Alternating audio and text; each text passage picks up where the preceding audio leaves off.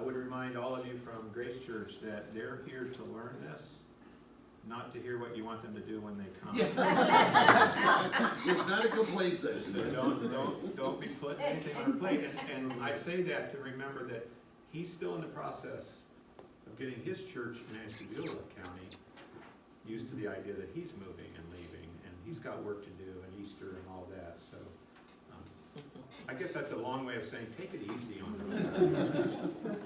So I'm going to read a prayer to you that Jim gave to me, and I want to acknowledge that. He gave me the option to do my own, but this is a sensory prayer that he's grabbed off the internet. I did. When From I a Methodist church, by the way. Yeah. And so I'd like to read it to you and ask you to pray as I read it to you. Let's pray. God, who is all-seeing, be our eyes today, that we might see your way forward for your people, your church, and your world. What we see changes our perception and drives our direction. What we see colors our creative and collaborative spirit. What we see calls that which is shadow into the light. And what we see is born of God as we seek the holy together.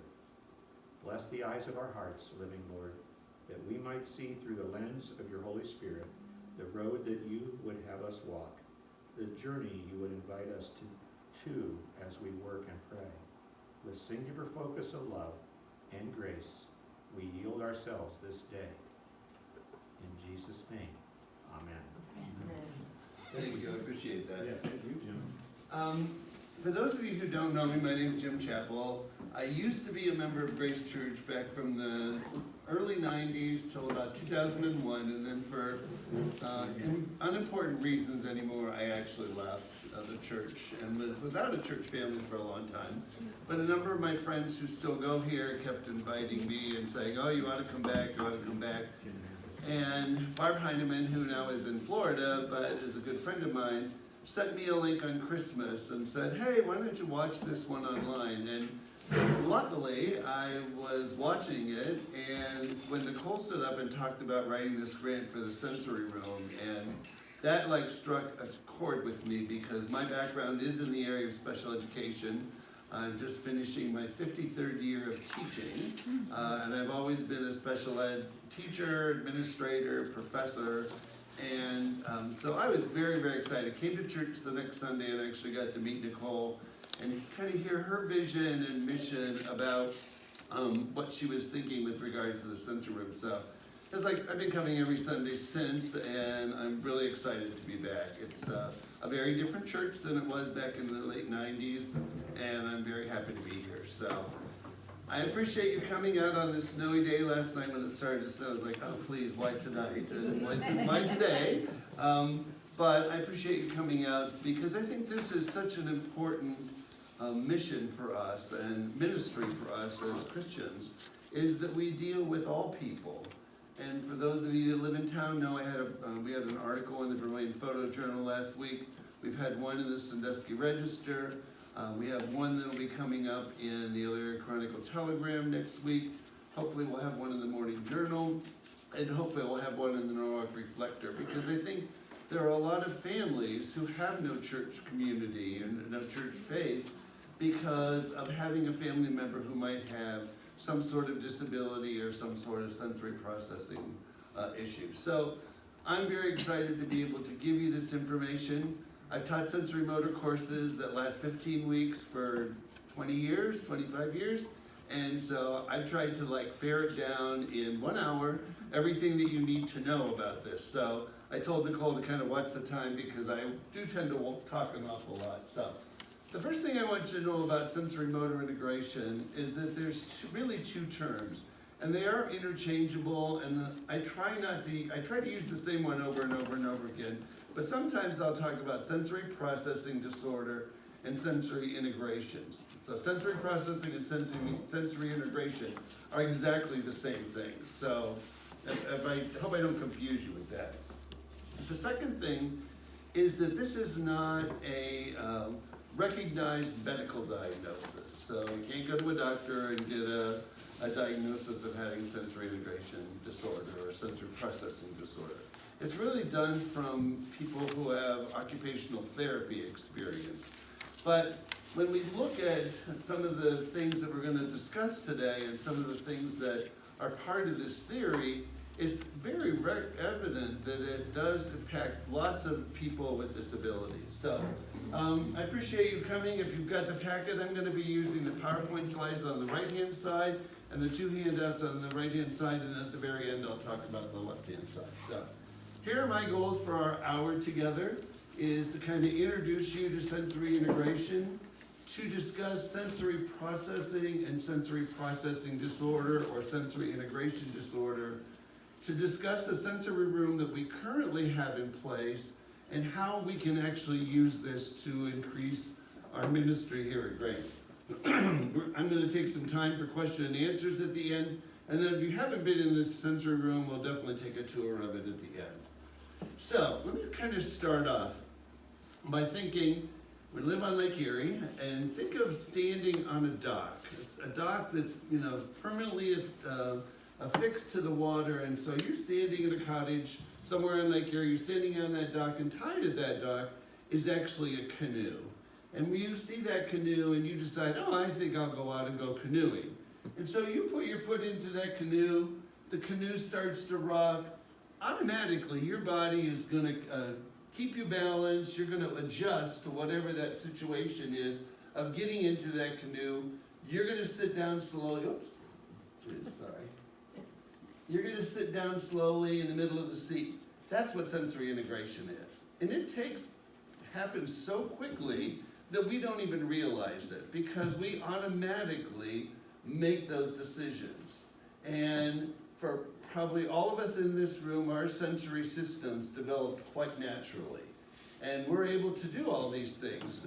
But for many kids or many adults, that sensory system didn't develop naturally or has had some way that it's been impacted that doesn't work appropriately.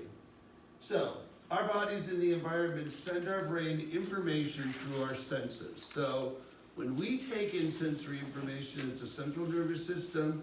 It takes that sensory information through our central nervous system to our brain, and our brain deals with that. We process and organize that information so that we feel comfortable and secure. We don't want to be unorganized. We don't want to be in situations where our sensory systems are not in control. But then we respond appropriately to situations and their environmental demands. That's the whole thing that sensory integration is. And we do it all day long, every time we take in sensory information. So, it's a neurological process. It's how the body takes in that information, sends it to the brain, what our brain does with it, how it manages, and puts it out as a response for it. So it involves all of our sensory receptors, our spinal cord, and our brain. And we'll talk a little bit about the brain. I'd love to take you on the whole course of biomedical issues where we learn all about the brain, because I think the brain is really a fascinating part of our body, but we're just going to talk about a couple pieces of it. When you stepped into that canoe, though, you received information from several sensory channels, okay? And we have actually 7 different sensory channels, which we'll talk about in a minute. Your touch system said to you that your foot's in the bottom of that canoe. So you were on the dock, you put your foot in there, so your touch system said, you know, I've got my foot in the bottom of that canoe. Your proprioceptive system, which has to do with your muscles and joints, tells you of the position of those muscles and joints. So you flex those muscles, you stepped into that canoe, your joints bent, you were able to use your proprioceptive system. Your vestibular system, which is your inner ear and balance, said to you, my gravity's off because one leg's on the dock, one leg's in the canoe, so my sense of gravity is not in the center, so we're going to be able to kind of adjust that because we're stepping into a moving surface. Your visual system tells you that the canoe is actually lower than the dock. So we're kind of taking all of those sensory systems in as we do something. And for most of us, our sensory integration systems, our sensory processing systems happen naturally. So, sorry about the edit title, forgot to take that out of there. But for some people who might have sensory integration or sensory processing problems, their sensory systems react differently. And so they might be afraid to step in the boat. So we have kids who are, gravity insecure. They don't want to take their feet off the secure place, so they weren't even going to step into the canoe. They might be hypersensitive to the feelings of movement, and we're going to talk about what hypersensitivity is here in a few minutes. They might be overconfident, and we all know those kids who have no fear, who just go down the dock and jump into the canoe and sometimes fall into the river or the lake. And some kids might act too quickly and not be aware of what's going to happen. So they don't think through the process, they just want to get into the canoe. And then some kids might have poor body awareness and put all that weight on one side or other of the canoe, and the canoe tips one way or the other. Sometimes the canoe tips over, sometimes they fall into the water. Where did sensory integration came from? It was actually designed and developed by an occupational therapist whose name was Dr. Jean Ayers. She lived from 1920 to 1988, and her role as an occupational therapist, but she was also a psychologist and an advocate for people with special needs. But in her therapy and working with kids, and I forgot to tell you, the occupational therapist is the person who works with fine motor skills. So fine motor skills might be holding a pencil, using eating utensils, zipping, buttoning, those kinds of things. But in her work as an occupational therapist, she kind of realized through some of the therapies that she was doing with students or children that she was able to make some differences for those kids who had sensory processing problems. She was really a phenomenal person. I've seen videos of some of her occupational therapy sessions with some of the kids that she worked with, and she really did some very groundbreaking strategies in working with those kids. So, what kind of senses do we have? We actually have 7, and you're probably familiar with the 5 visible senses, which is our sense of touch, which is our tactile sense, our sense of taste, which is our gustatory sense, our sense of smell, which is our olfactory sense, our sense of hearing, which is our auditory sense, and our sense of seeing, which is our visual sense. And we're all pretty familiar with those 5. But the vestibular and proprioceptive ones are what we call hidden senses. So these are senses that still take in sensory information, but we don't necessarily get to see that or get to control that. So our vestibular one is inner ear and balance, and our proprioceptive one is muscles and joints. And when we look at some of the things in the sensory room, we have lots of things to help kids with vestibular and proprioceptive issues. So, how does sensory integration occur? There's really 5 steps to making it happen. We have to do sensory registration, we have to do orientation, we have to do interpretation, we have to do organizing of a response, and actually the execution of a response. And when we kind of break this down, it seems like, wow, this takes a long time to happen. But it happens in milliseconds for us. But for other people, some of those steps don't happen the way they're required to or the way they're supposed to. So let's kind of talk a little bit about each one of them. So sensory registration has to do when we first become aware of a sensory event. So maybe you're in a store and summertime, you have a short sleeve shirt on and you're walking through the clothing department and you brush up against a piece of clothing. And so you feel, oh, something's touching me. Or maybe you're outside sitting on your patio and all at once you start to hear something, okay? And so your sensory threshold kind of varies throughout the day. And I always ask people, or my students, especially when we're doing this, is think about what your sensory day is like. For me, 4:30 in the morning, I'm up every day. That is my best time to do my work, okay? I'm wide awake, I'm mentally alert. I get more done between 4:30 and 10 o'clock in the morning than I do the entire rest of the day. That's when I love to teach classes. I always tell my students, if we could have a class at 5 o'clock in the morning, I would be spot on. But come 1 o'clock, 12:30, 1 o'clock in the afternoon, I am spent. And so my engine, and we kind of use a program called the alert system, but they use the analogy about how does your engine run. So if I would do my engine, how my engine runs, I'm really high early in the morning, and then as the day goes down, my sensory systems kind of like start to deteriorate. And then maybe I'll take a little nap in the afternoon, and then it starts to come back up, and then in the evening I'm back to being able to do things. But most other people, or everybody, has their own way that their sensory systems run. So you have to think about when your threshold is really the highest, because that's your most productive period of the day. And it depends on a lot of things. First of all, your previous sensory experiences you might have had, and how alert or how,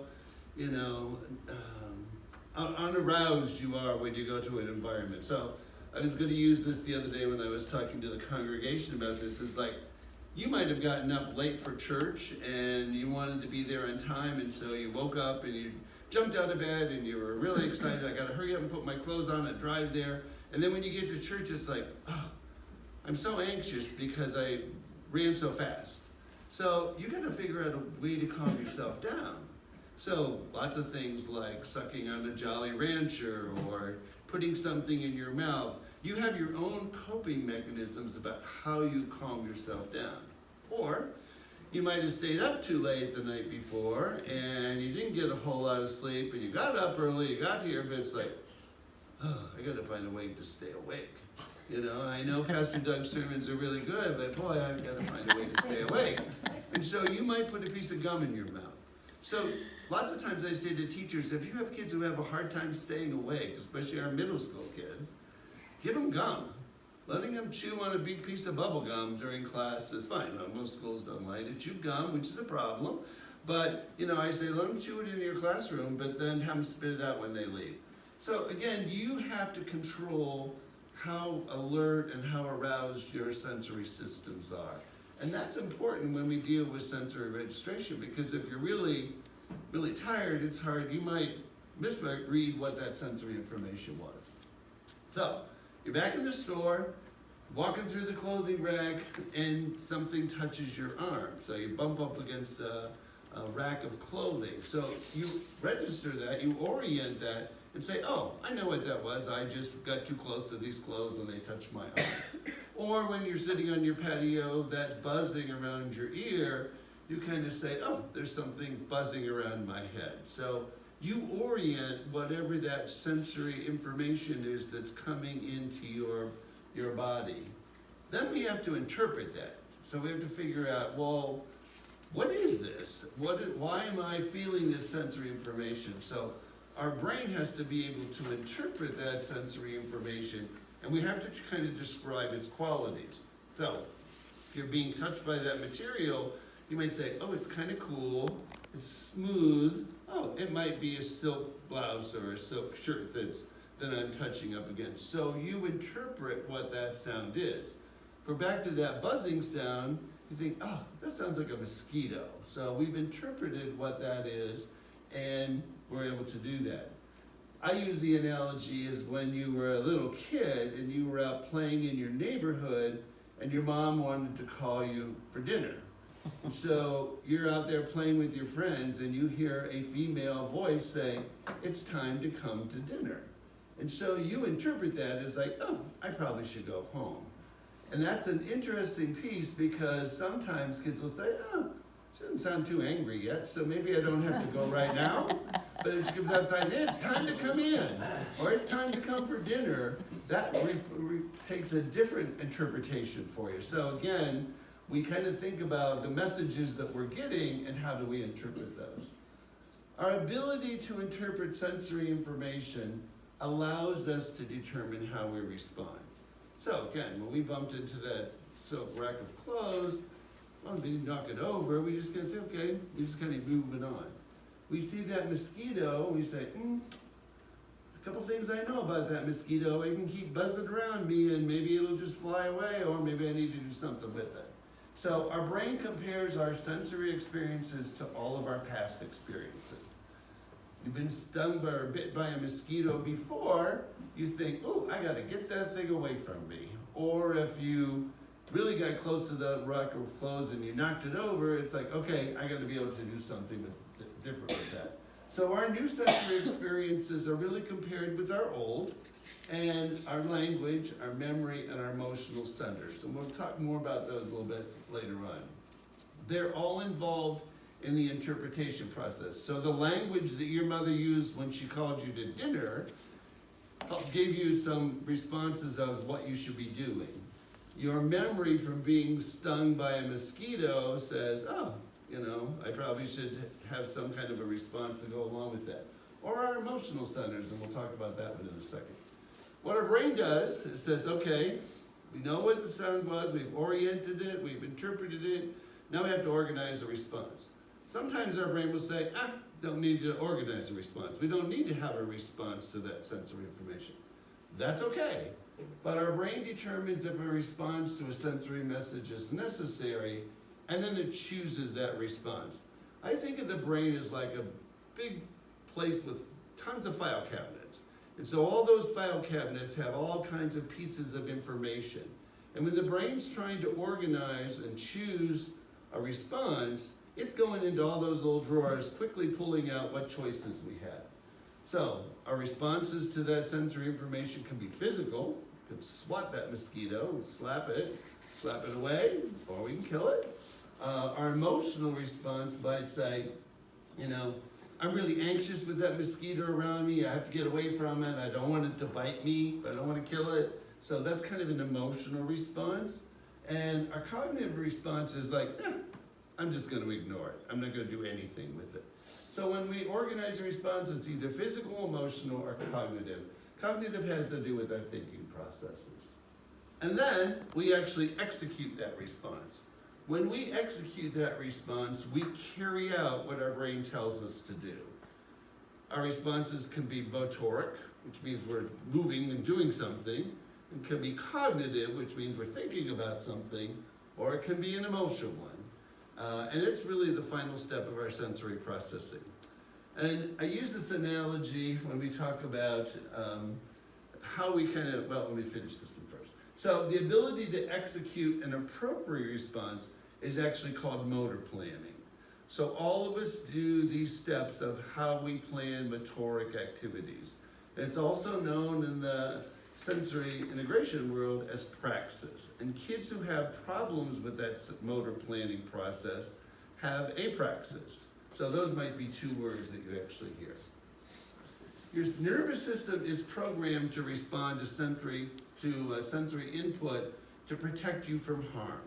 So all of our sensory systems and our response systems will help protect people, and they choose those responses. So let me give you an example of one that I usually teach this class in the fall, so I use this one around October when we're talking about. So it's kind of one of those October nights. Maybe it's rainy and dark and kind of dreary, and you're reading an Agatha Christie mystery book, and your significant other is not home, and you only got your reading light on, and you're reading, and you didn't hear the door open, and you didn't hear your significant other come in, and they walk up behind you and say, hey, I'm home. And what you get is a response, and you have three choices. You can either fright, which you might scream. You can flight, you can get up out of your chair and run, or you can fight, and you can turn around and punch it. All right, so when we think about that, lots of times kids have a hard time trying to deal with sensory information. We talk about this fight, flight, or fight syndrome that actually impacts kids' behavior. All right, so what are the results of sensory integration? It helps with the development of self-regulation. Now, we're really good at regulating our own behavior and having our own self-regulatory system. When you get into a situation, you know how to cope. You know what to do. You are able to figure out what the process is that you're going to be able to be comfortable. It has to do with comfort. It has to do with motor planning. It has to do with our motoric skills that we have. And it has to do with attention and readiness to learn. As I always say to teachers, if we can't get kids ready to learn, they're never going to be able to learn. And so we just can't sit down and say, take out your reading book when we have kids who are sensory a mess. All right? So self-regulation is the nervous system's ability to attain maintain, and change levels of arousal and alertness. And this is kind of what I was talking about with how does your engine run, is like 1 o'clock in the afternoon, I do senseless things. I open my mail, maybe fold the laundry. I don't grade papers, okay? I know that's not a good time to grade papers because I'm not wide awake or alert enough. But our self-regulation, we figure out what it is that we can do during that period of time. Motor planning is the process of deciding what your body has to do and being able to do it. So, yeah. So what about persons who have sensory integration disorder? I'm talking about everybody who's kind of developing normally. But what do we talk about and what do we do for those kids who have sensory integration disorder or sensory processing disorder? Well, they might have sensory defensive behaviors, which means they're kind of stepping back from some of that behavior that's happening to them. They might be sensory seeking behaviors, so they're going out to try to find that sensory input that they need. They might be hyperreactive and they might be hyporeactive. So those kinds of terms are like the 4 basic ones. There's others called modulation and inhibition that I can't get into in an hour, but we have lots of materials and resources that we're going to put into the library over here, so people who are really interested in learning more about it can be able to delve into it a little bit more. So let me talk about people who have sensory defensive behaviors. And these are behaviors that, you know, kind of cause kids to step back from sensory information. So there might be kids who are sensory defensive with regards to touch or tactile things. So there are lots of kids who do not like to be touched. They don't want anybody to put their arm around them, they don't want anybody to touch them. And I've worked with lots of families who have challenges in school districts, and lots of them are kids with autism, and many of our kids with autism are very sensory defensive, and they don't want to be touched, or they have tactile defensiveness. We have some kids who are gravitationally defensive, so they insecure, and they have the inability to be able to climb up on the jungle gym on the playground. They can't hop or skip or jump. They want both feet flat on the floor all the time. We have kids who are auditorily defensive, and these are kids who don't like loud sounds. So maybe Nicole playing the organ in church might be too loud for some of those kids and cause them to have a reaction. We have kids who are orally defensive. Maybe they don't like the taste of something. They don't like pudding. They don't like Jell-O. They don't like to brush their teeth. Now, many times people say to me, my kid went through all that when they were in their terrible twos. That doesn't mean they have sensory processing disorder. A lot of those are developmental things that kids go through. So, you know, sometimes when I do these presentations, people say, oh my gosh, I have sensory processing disorder. Probably not, all right? Because you might just be having a bad day. I mean, I don't like wool clothing, you know, and I remember when I was a little kid, my mother would always buy me wool pants in the wintertime. I hated those, you know? Now, I don't think I have sensory processing disorder, I just didn't like it. So kids who are orally defensive. Other kids might be oversensitive to smells, and a lot of this in schools, and maybe even here, kids are sensory defensive to the cleaning supplies that we use. Or I had a student in my classroom one time who did not like the cologne I wear. I've worn the same cologne for like 25 years. And every time I went by him, he would always start to have these sensory issues. And it took me forever, but I kind of figured out it had to do with my cologne.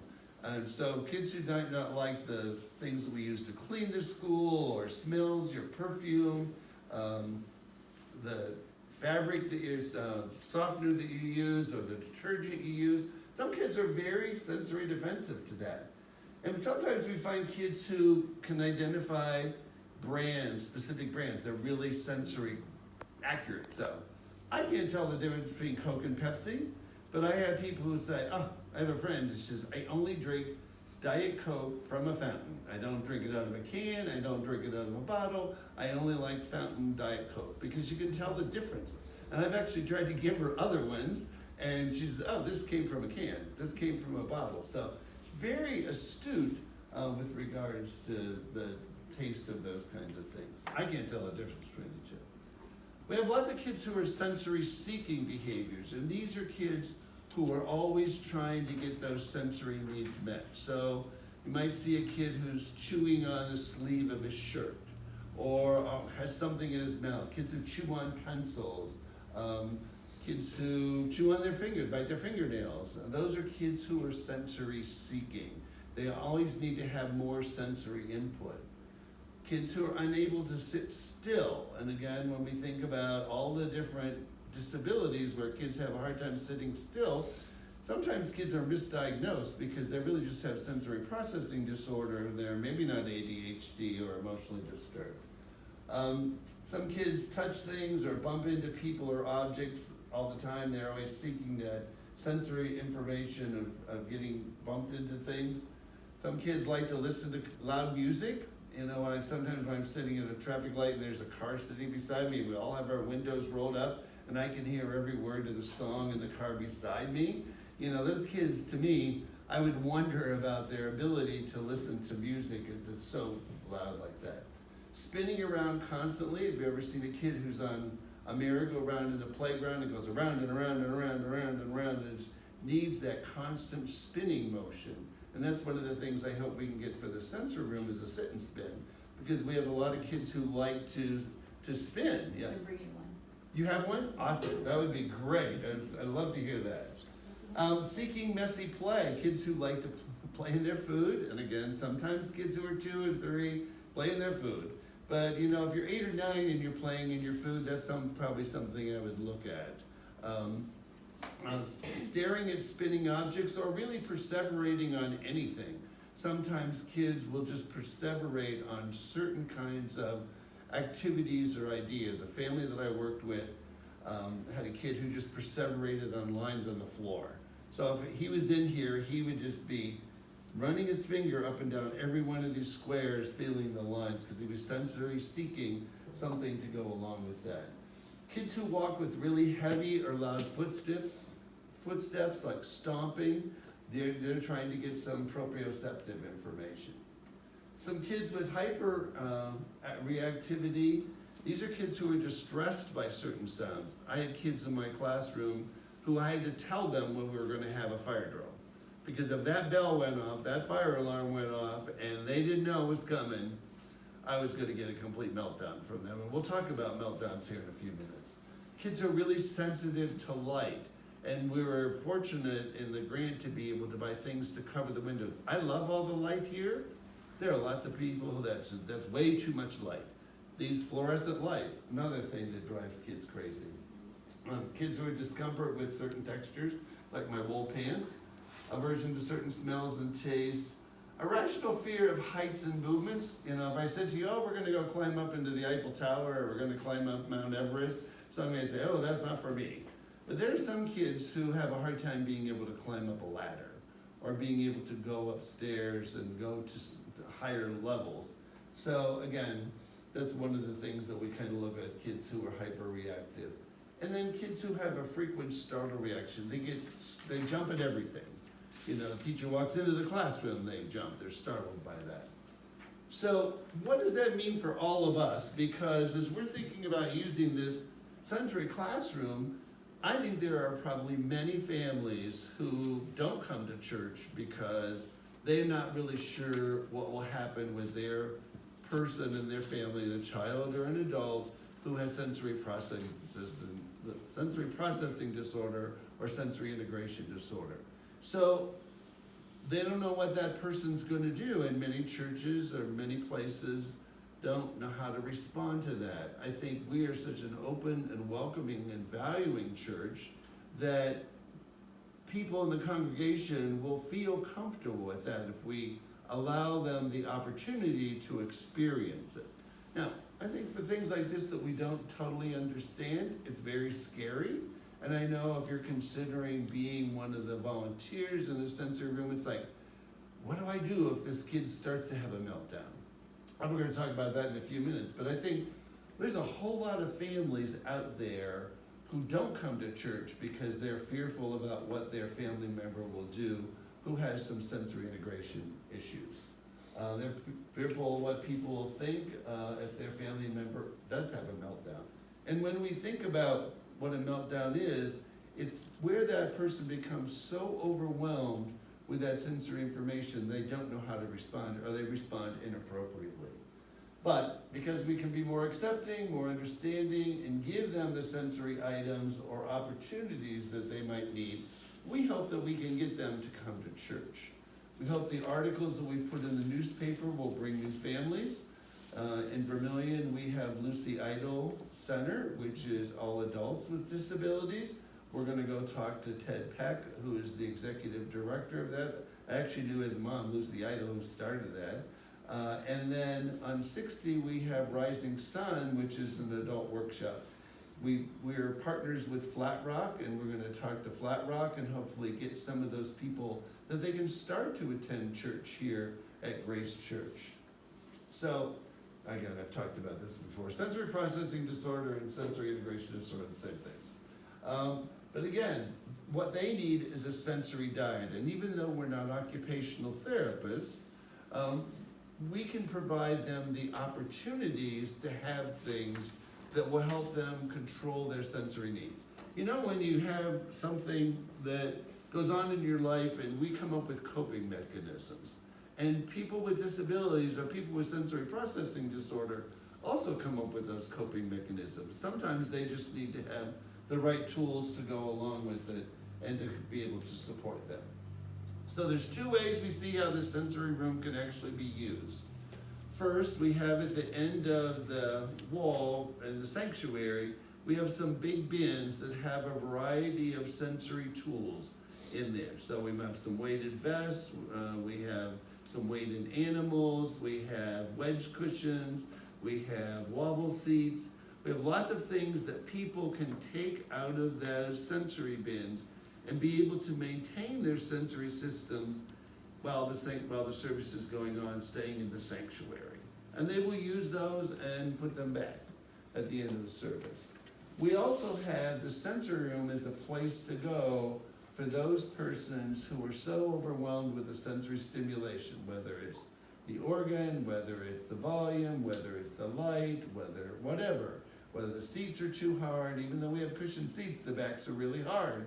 So if you have some problem with proprioceptive issues, leaning back against that wood deck is going to be too hard for some people.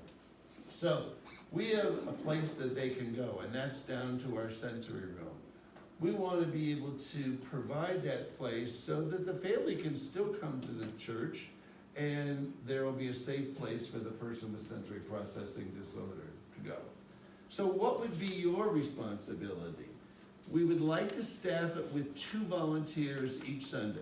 Now we know we're going to try to start at March 1st, and we know we don't necessarily have a lot of families in the congregation already who have persons with sensory processing disorder. So we're probably not going to have 2 people sitting in the sensory room all the time. Nicole and I have talked to maybe if we have our volunteers kind of sit in the chairs behind the sanctuary, and if somebody starts to go down to the sensory room, then they could get up and go down there. But, you know, we don't know that we're going to need 2 people in that room all the time. I think as our message spreads, and we think maybe starting at this spring up until we start to go to church over in the park, we'll get people who will start to use it. And then starting in the fall, we really think by then the word will have spread enough that there will be enough families that we probably do want to have 2 people in there. What's your role? We just ask you to be in there and supervise them. Many of them will come in and say, oh, you know, I want some of the fidgets, I want to get in the teepee, I want to sit and look at the bubble lamps. We're just going to kind of encourage them with what it is that they might need. Some kids people might want to just come in and color, so we'll have colored pencils and crayons and things that they can do. Some people want to go in and play on the mirror or sit in front of the mirror or get into the teepee. So we're just going to kind of be there to offer support for them, give them some choices. Depending upon the age of the person, you know, sometimes we might offer 1 or 2 choices, sometimes we might offer 3 or 4. So why 2 people? We want to make sure once the sensory room is up and running and we have more people coming, if we do have a person there who has a more significant meltdown, and we're going to talk about that in a few minutes, we have to figure out a way to de-escalate that. And even though the church service is only an hour, 15, hour and a half, you know, we don't know, we don't know how long. Was that a funny? Let me explain. We're working harder than you can imagine to bring it down to an hour. Oh, I wish it went longer. I mean, I think it's so There are inviting some and so people that do wonderful. wish that, but there are some people who are very aware of the clock. Oh, really? Yeah. Oh, Yeah. But that's typical in many churches. okay. So Well, we don't know what Pastor. that's why my wife is too. laughing, We might because be, she and it I might had be this go to discussion. 2 hours, you know? Yeah, get comfy. She doesn't sit there and point to her wife. Oh, did she do that to you? No, no. Okay. All right, so again, we think as more and more families become aware of our sensory room, and again, we've had a lot of interest. I've had calls, Nicole's had calls and text messages from people who want to know what we're doing, want to know how we started it, where we got the money. So I think we'll need more people in the room once we get more families coming.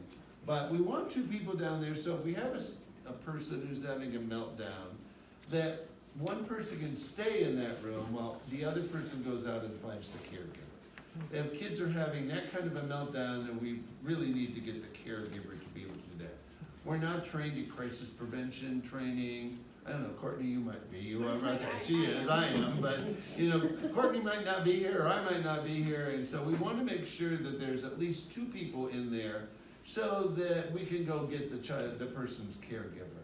We'll probably have some kind of sign-in. Nicole and I haven't talked about that too much, but we'll probably have some kind of sign-in so that we can kind of get to know the kids who are the people who might be using it. So, before I take your questions, let me just talk a little bit about some of the other handouts.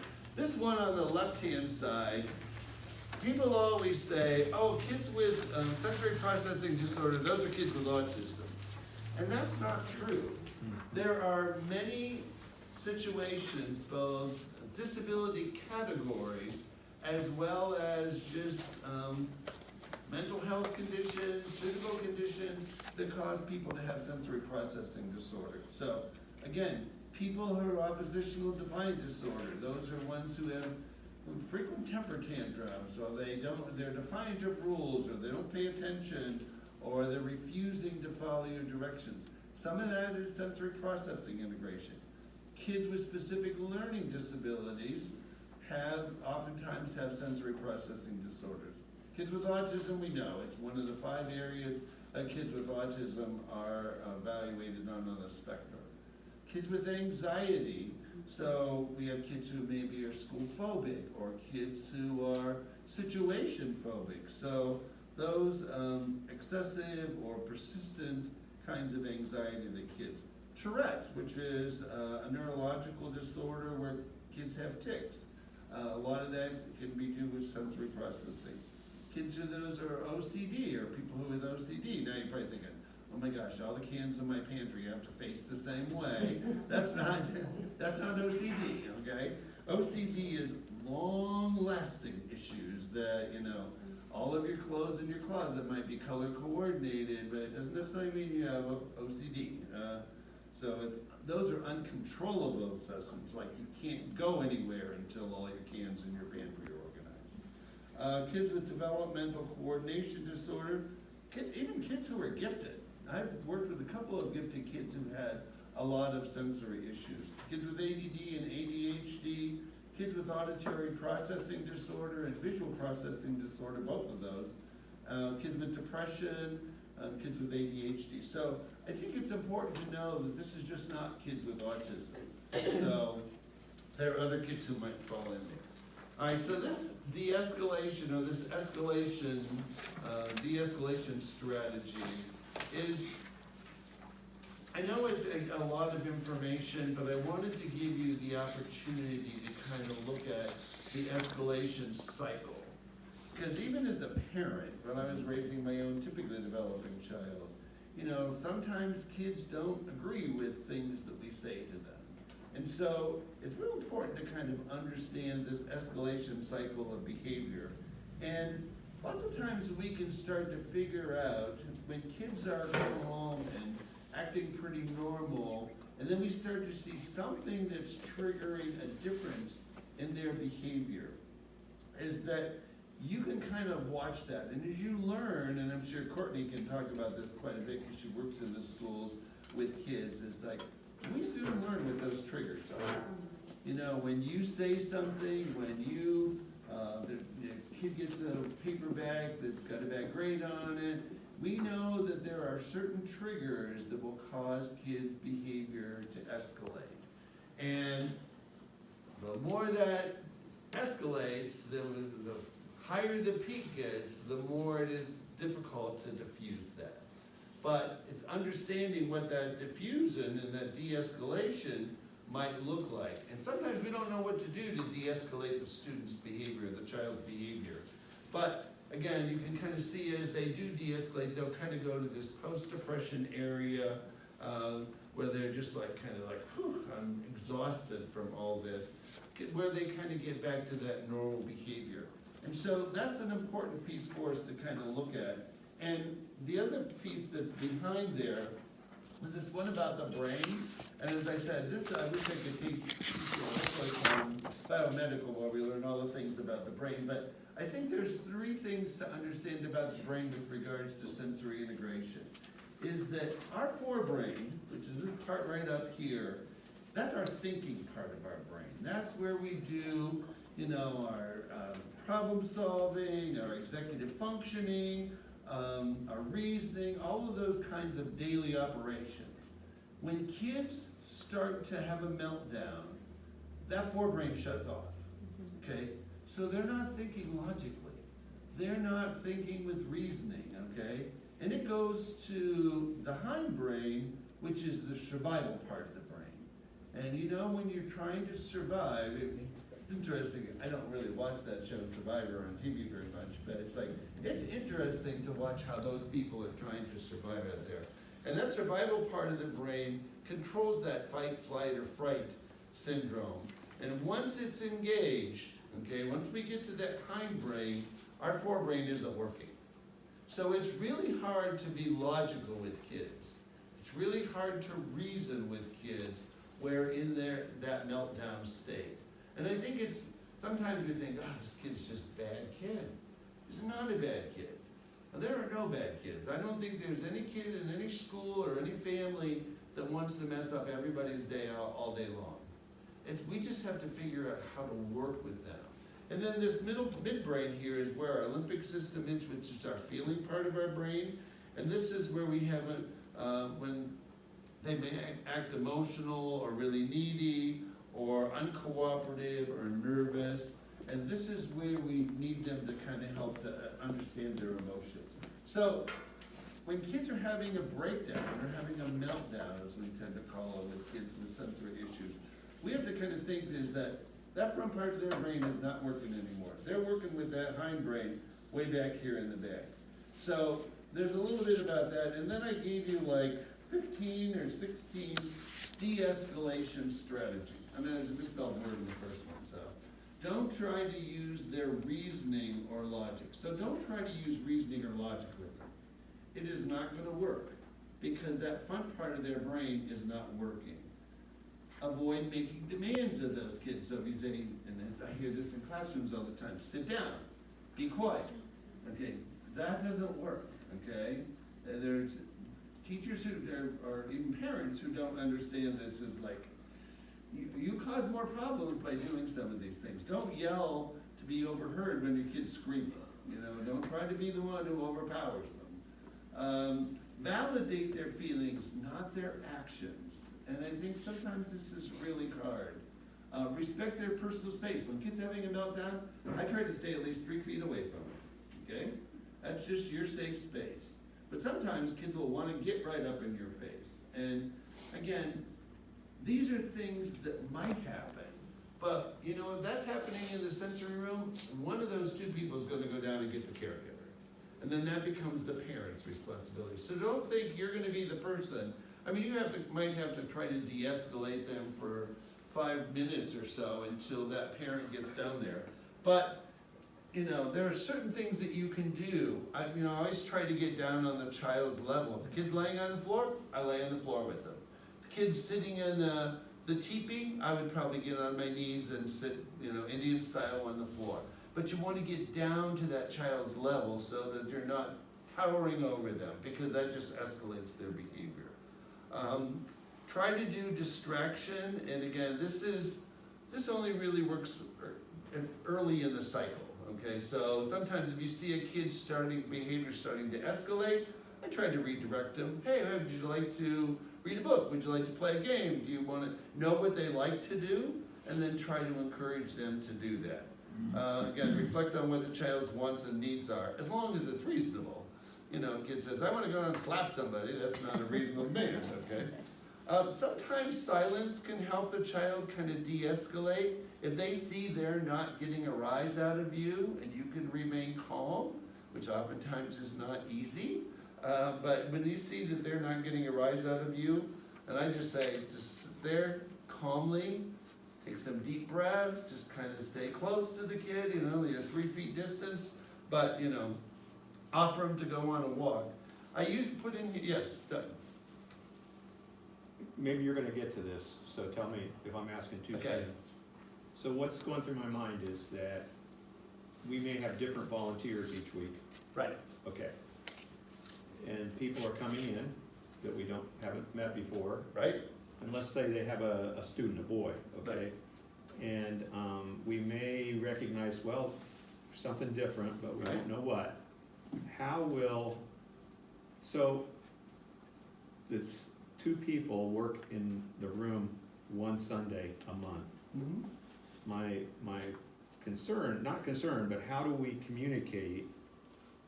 In other words, I've worked with students, but I worked with them enough to know what the trigger was. Right. I could see behaviors coming that were signaling a possible meltdown. Right. Certain things they were doing. Right. But if we're not that consistent with those folks, how will we know? Is there a way to get, information from the parent or the caregiver? What do we need to, what are the main issues? What do we need to be aware of? I don't know. Is there a way? Nicole and I have talked about having a registration system. Yeah. And maybe something that's just a simple checklist. I was thinking a simple questionnaire. Yeah, what's your child's name? How old are they? Are these anything? What are things that we might need to know about them? Yeah. Does your child have, what kinds of issues? And we could create like just a 3x5 card or a 4x6 card that we could ask them to fill out. Nicole, I don't know if you want to jump in with that. I think that would be helpful because, again, week to week, we're not consistent with knowing all those behaviors.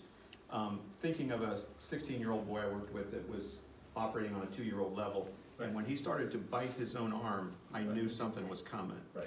But I wouldn't have known that just if it was just one Sunday a month. Sure. Sure. I think the other point of this is that we shouldn't be afraid to ask, what do we need to, I would find it very unlikely that a parent would just say, you go down the hall to this room. A parent or a caregiver is going to come. And so as the child's coming in, you stop the caregiver and say, what am I looking for? What will help? Also, I would find it very likely that a parent might come in with, or a caregiver, because again, I know this is focused a lot on children, but we are welcoming adults, like adults with dementia, adults with, anxiety and things like that. And I would find it very likely, especially the first time, that a parent might go in with them. I mean, think about any of us that have kids, and if there's some kind of very special situation, like the first time your child goes to the dentist, did you stay in the lobby the whole time? I think we're going to be able to have parent input, and I think that this is appropriate for us to ask. We are welcoming them. We want to know about them. Yeah, and I'm just thinking like a parent. Right. And it might make me feel better to know that I just filled out a little simple questionnaire and put it in the hands of those volunteers sitting in the back of the thing. Absolutely. And that they know something about when my child gets up and is overstimulated and heads for the sensory room, they know something about him or her. Well, and I think it would be really helpful for the greeters to know when new families are coming, and we see them coming in who've not come before, that we could kind of offer that opportunity to get information from them. Yeah. And again, maybe we create something like a card to get that information and maybe just kind of keep it on file.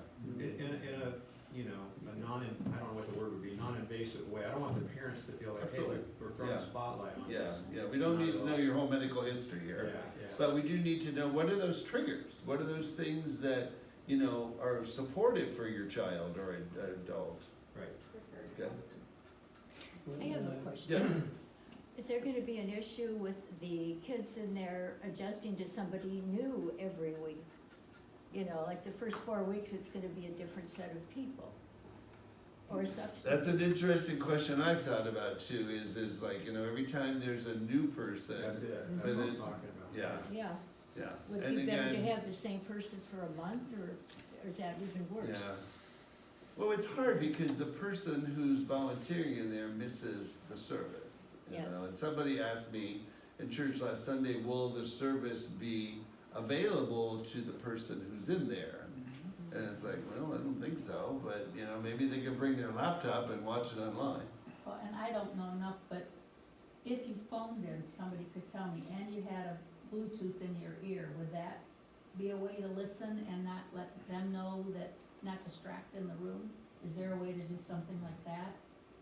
Because you can phone in too, can't you? Yeah, I don't know the technology here. That's what I'm saying, I don't know it, We but, know that, overstimulation as well. Yeah. no, that's what I'm saying, you would only have That it, would be distracting. In Yeah, your I would ear. just say, watch the service at home later when you get. Yeah, Yeah. you know, that's. probably a good idea. Watch the live stream later. You're not gonna be able to, to participate in the service and do, And be in watch the room at kids, the same yeah, time, or people. paying attention to the And that kids. little, again, I keep coming back to that little questionnaire. I can see a parent saying, you know, he's going to do this. Right. And fiddle with his hands and constant Right. rocking, but it doesn't mean there's an issue. Absolutely. You know what I'm saying? It doesn't mean he's getting ready to go off or Right. melt down.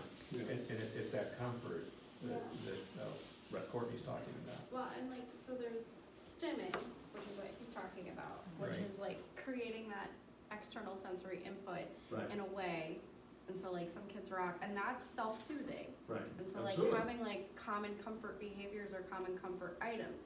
Some kids really like to like rub Fuzzies. things, and you'll Yeah. see kids with like strips of ribbon or Right. something that will just like hold it or like rub it on their face, Right. because like that's the thing that comforts. So on that card, it's like, what are the triggers, but also what are the things that are gonna bring them down? Right. What are the common comfort behaviors or things that we could then have ready, like a pop-it, or Right. have ready if we see them coming down the hall and they're getting escalated, like, we have that little card, we could Right. pull the coloring book or the Yeah, touch right.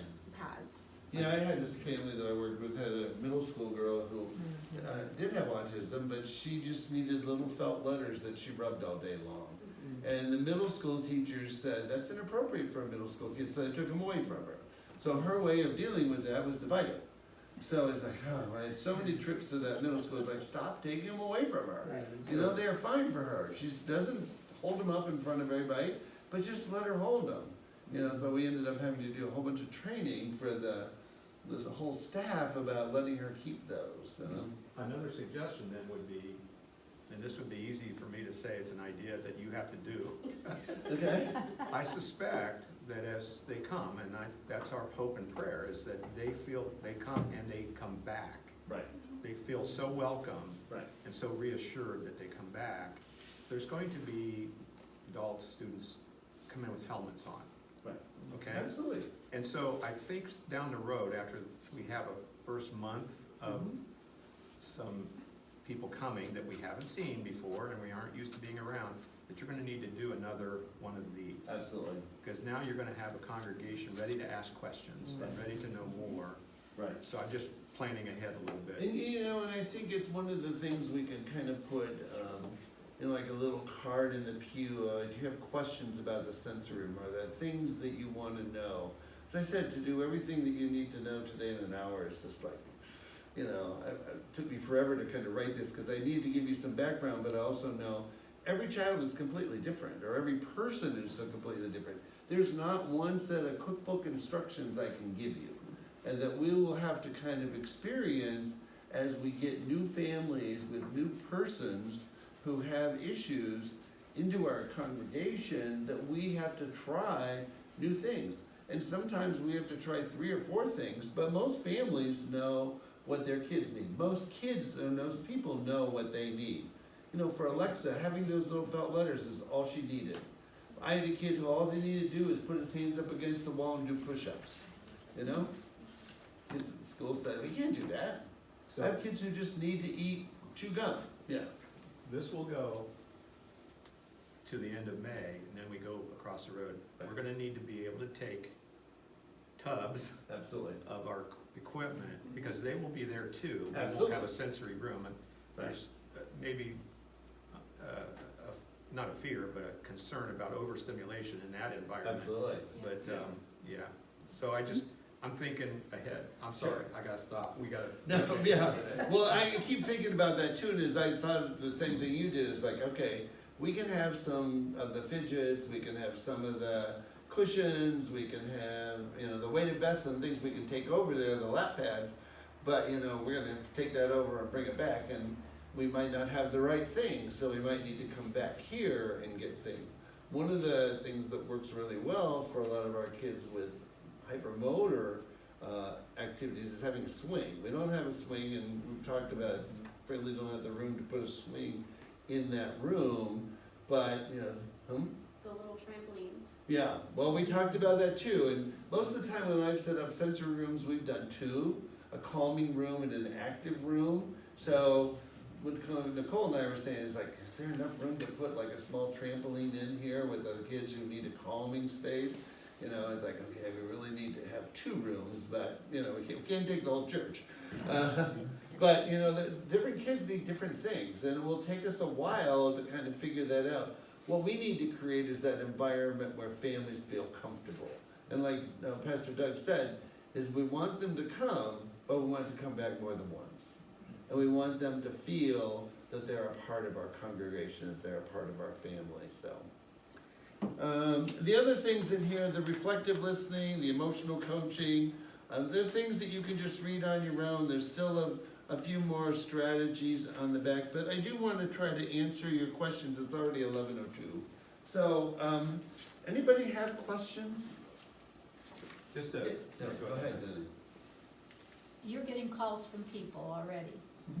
Is there anything offered to them for a pre-tour to bring that person in and see before a Sunday service and get familiar with what they would encounter? That's a really great idea, and it's one I've not thought of. So that's an excellent idea, is that maybe we need to try to do that when we do get those calls from people and say, yeah, would you like to? And the problem is that we're not all here, but maybe we could set aside a time to come out here. I mean, I would love to come out here and meet them, but, you know, I don't have access. One of the papers wanted to come out and take pictures, and I said, well, they're only open from 10 to 2, they're Monday through Friday, or you can come on Sunday. I tried to tell them to come on Sunday and take some pictures, but that's a really good idea, is maybe having a time that we can kind of publicize, maybe on our website, that Or even one-on-one. right, absolutely. One-on-one would be ideal, you know? And, you know, I only work 2 days a week, so I'm available Monday, Wednesdays, and Fridays. So I wouldn't mind doing that. I mean, it's a really good idea, is to bring people here so they could, the person could see the room, they could see what we have. Maybe have them fill out that card so we get that information. And then might be another thing, if we're getting calls from people, is that we could send that card to them or email it to them so that we get that information before they actually even come the first time. But that's a really good idea, Dan. Yeah. Anybody else have questions or comments? To comfort the volunteers a little bit, whenever I've had kids in confirmation class, hyperactive or Down syndrome or something, there's always been somebody in the class who knows them. Right. So a fellow student, one time I had just a best friend who was in the class, or a sibling, or somebody who knows them and can deal with things that might happen, so I could teach. And families aren't gonna come and just dump kids on us Absolutely and not. leave. They're going to be there to share information and to let you know what's going on. Well, when I think if people choose to come here because they've heard about this, Yeah. like you said, they're not just gonna come in and say, hey, go down there and have a great time, we'll see you at 12. You know, or we'll see when they come down and get me. You know, I think parents wanna make sure that their family member is taken care of and that people who are down there understand what their needs are. I don't think anybody's gonna just drop people off. I think Diane's idea is really good, and I would be willing to be a contact Okay. to make sure somebody's gonna be here to get people in. But it would help if it was me or somebody that's a member of the church. Zay, our secretary, well, I'm sure would welcome it, but she's not a member, she doesn't attend here. Right. And it wouldn't be somebody they would need to get to know necessarily. Right. So I would point that out, but I'll do what I can as you talk to people. Right. And hey, you called me and said, we got a family that needs to visit. Right. And we'll set up we'll do our best to schedule that in. You know, I'm only saying it that way because driving in for me is, it doesn't need to be scheduled. I can't run over from the fire Yeah. station, which these We guys have lots could of be people doing. with keys. Yeah. Yeah. Yeah, when Courtney gets here, that'd be perfect, so is next door, you know? Yeah. But I just wanna underscore the point that it's not so easily recognizable that a person, even a young adult, has autism. Absolutely. Or is autistic, and what's kicked out is a memory in my brain. Our old house where we raised our kids was right next to a playground. Big old swing set. I began to notice that a young man was coming in every day at 3 o'clock. Rain, snow, no matter what the weather was, swinging away on that big swing set. I finally went down and said, I'm just curious. You know, you just come every day and swing in all kinds of weather. He was a student at Muskingum College, which is our town. And he said, I'm a student at Muskingum College, but I'm autistic on the spectrum. And this helps calm me down. Sure. This helps me find peace. Right. And so, but I would never have known that just looking at him or Right. seeing him on the street. So we'll see that too. Yeah, absolutely. And there'll be some people who'll come down to the room or get the bins at the end of at the back of the sanctuary and just like pick up a fidget and, just hold it in their hand the whole time. Okay, now we hope we don't get the ones that like, there's some couple in here that glow. It's hard to find which one glows. Well, when I preach about light, we'll have those. Yeah, we hope they don't pick this one up, but there are other ones. So there are lots of things that people could use. And I've had kids who sat through an entire 3-hour lecture in class with autism who sat there and just held a fidget, all the time. So, other questions? Yes. Yeah, is this something that is noticed just by observation? I mean, there's no test when kids enter kindergarten or anything like that? No, it's diagnosed by an occupational therapist. I did Okay. bring an adolescent and adult sensory profile if you'd like to know about your own sensory systems. If you want to take it home and fill it out, I will score it and I'll give you back the results. Because some of you might be sensory seeking, some of you might be sensory defensive. But if you want to do that, that's fine. It's just a totally optional thing. But I think when we see kids who are struggling and kids who are having problems in school and we ask OTs to come in and observe kids or come in and evaluate kids, there are checklists, there are assessments like this. This was actually used for kids. There's another book that we're going to put in the library which has... this is one of my favorite books called Answers to Questions Teachers Have About Sensory Integration. And there are checklists in here for different ages of kids, like birth to 2, 3 to 5, 5 to 8, and then like 9 to 12 or 15. So again, we can kind of look at what the student's behavior is. I use this in my class when my students are in a field. They have to find a kid who has some kind of sensory issues. They do the checklist, send it home to the parents, teacher does it. They kind of look at what sensory issue the child might have, if any, and then they kind of write lesson plans and do things on that child's sensory diet. When we think about kids who have sensory processing disorder, one of the things that the OT will develop is what's known as a sensory diet. And that diet will have different kinds of activities or things that work well for that particular person. So then teachers have that, we might be able to get that on the card, what kinds of things really work with that particular person, so. Okay? There's also the psychology side of all of this, Yes, where part of teaching coping skills is also figuring out the sensory experience of absolutely. that individual. And so a lot of times trauma Mhm. and traumatic experiences, so like post-traumatic stress disorder, acute stress disorder, adjustment disorders, can all also manifest And sensory experiences. I think that would be another really good workshop to do about ACEs and finding out about kids who have acute childhood experiences, which is a study that was done about things that impact children. And we think about trauma, you know, we think about divorce or physical abuse, sexual abuse, divorce, all those kinds of things. But, you know, things like a tsunami, kids who live in that kind of environment, or kids who live through an earthquake, that's a traumatic experience for people. Their house burned down. So this whole ACEs study talks about, you know, kids who have one or more adverse childhood experiences growing up have the potential to have problems.